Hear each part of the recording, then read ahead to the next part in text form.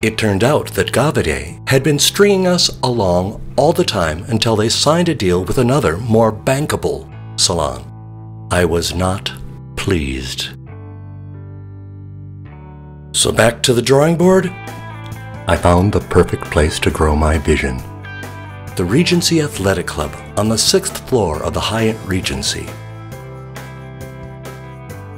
The man in charge was looking to lease out some unused racquetball courts and provide the hotel with day spa services. Well, it seemed perfect. And on January 24th, 1994, a wolf in sheep's clothing handed me the lease to what would become Christopher Hopkins Image Center. It was my 30th birthday.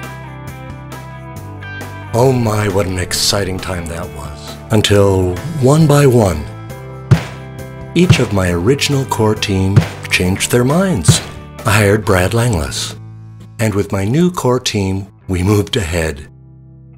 Then 2 weeks before we opened, my esthetician let me know that she had worked a deal to continue providing the styling and makeup services to the on-air talent at KSTP and would not be joining us.